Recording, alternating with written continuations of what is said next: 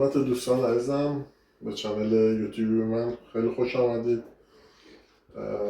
امروز با یه پخت و پز دیگه در خدمت شما هستم. امروز اردک داریم، اردک شمالی، و روش پختش رو با هم کار میکنیم و امیدوارم که بتونیم یه چیز خوب از این در بیاریم. بس با من همراه باشید. ما دو تا روش شستشو داریم. اول که در مورد پوستش بگم، من حالا به این صورت درش آوردم به خاطر اینه که خود اردک فوق العاده چربه و ما نمیخوایم فعلا که از این چربی استفاده کنیم. نیمه چرب باشه کافیه و من به این حالت درش آوردم. پوستش رو اینجوری کندم، یه مقدار چربی طبیعی خودش گذاشتم، یه مقدارم روی سینه‌اش که از این چربی به گوشتش هم قول معروف بره. و حواستون باشه که اگر میخواید اینو با پوست درست کنید، حتما پوستشو حالا میخواید بگیرید یا میخواید بسوزونید یا یک کاری انجام بدید که این با پره اگه ملاحظه کنید، و این حواستون باشه. خب پوستشو هم به این طریق گرفتیم. مرغ رو میتونید با آب سرد بشورید به این شکل، خیلی ساده، مثل مرغ، مثل گوشت‌های دیگه. بوی یه خورده بوی زخم میداد، میتونید شما اینو با سرکه مجددا بشورید، دوباره با آب سرد اینو آب کشی کنید که بوی زخمش بره. ما اردکمون رو شستیم و حالا یکی از مهمترین قسمتاش اینه که اینو با دستمال خشک کنیم.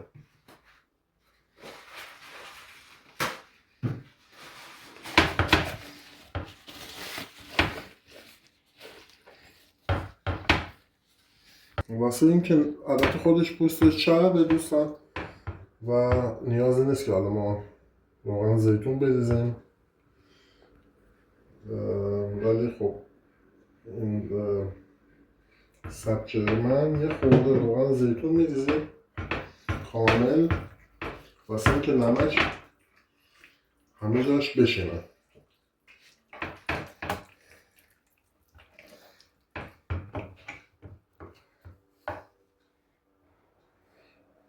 نمک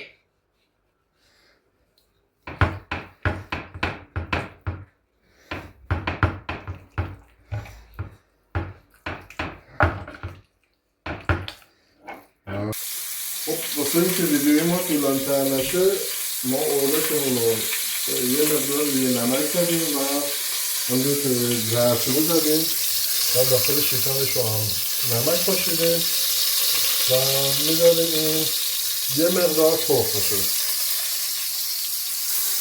و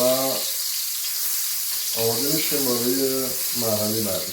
ما توی شکنی اردکمون رو شروع میکنیم به پختن. حدودا 2 تا پیاز متوسط خورد میکنیم به این شکل و به روغنمون اضافه میکنیم. میذاریم یه خورده نرم که شد به این شکل. آلوی سیاه داریم و آلوی جنگلی و گردو به مقدار لازم، حالا دست خودتونه دیگه. حالا اگه تعدادتون زیاده اینا رو میتونید شما زیادتر کنید.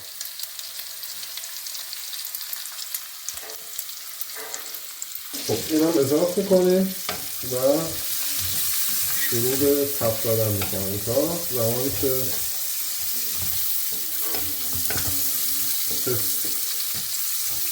اینا موادمون به خود هم برن و یک کمی سرخ بشن.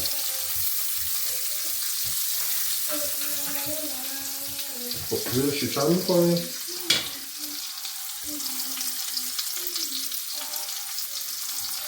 و اینجاست که مهمترین مواد اصلیمون رو به آلو و پیاز و گردون اضافه کنیم. رب انار، این خیلی مهمه. البته برای کسایی که مثل من الان انار ندارم یا ناردونه ندارم یا انار خوش شده ندارم، ولی من به جایش اومدم رب انار رو به موادمون اضافه کنم. به این شکل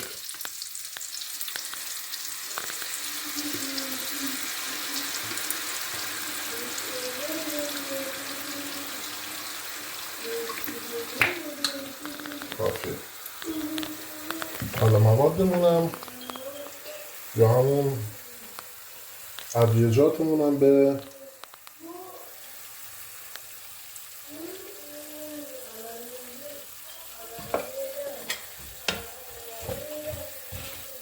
موادمون اضافه کنیم که نمک بود، زردچوبه بود، پودر فلفل بود. میذاریم یه خورده دیگه این بذاریم جا بیفت، آماده بشه. ببینید رنگ خوبی رو به خودش گرفته. خب ما اردکمون رو به این صورت سرخ کردیم، حالا خشکش هم نکردم. تو این مرحله میایم زعفرون رو که از قبل درست کردیم رو به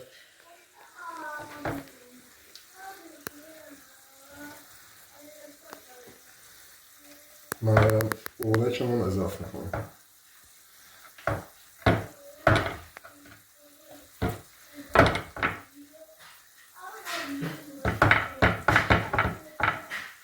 و اونو به همه جای اردک پخش میکنیم و یه کوچولو مصالحه میدم.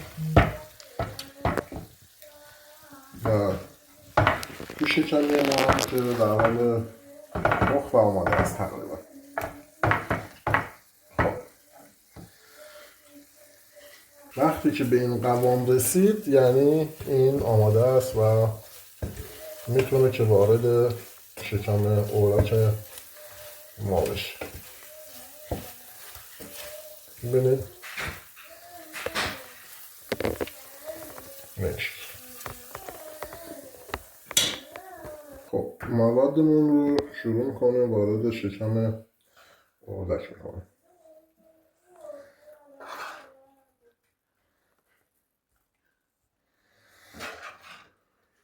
چون شکمش خب 100% بزرگتر از مرغه، این خیلی جا داره واسه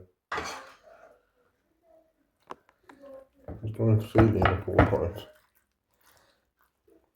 حالا من فیلمای آشپزای آلمانی رو هم دیدم، اونا با سیب و پرتقال اینو پر میکنن که مزه سیب و پرتقال و شنبلیله خشک شده و یه مواد دیگه بود اونا اضافه کردن و اونا من نگه میدارم برای آخر کار. خب دوستان مرحله آخر از زمان و ما اردکمون رو کامل توی آبلیمو میذاریم و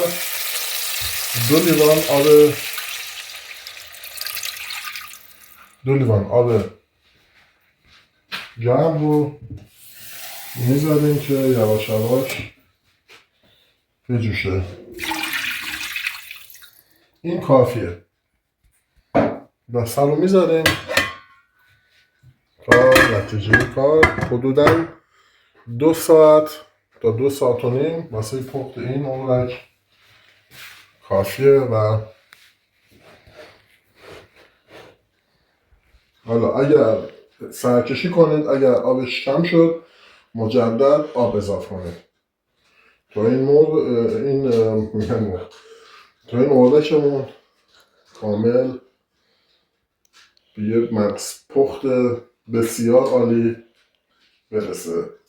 حالا تا اون موقعی که من برنج رو آماده کنم خب اینم از پخت اردکمون که با همون آلو گردو تزیینش کردیم و از همون آبش واسه یه سسش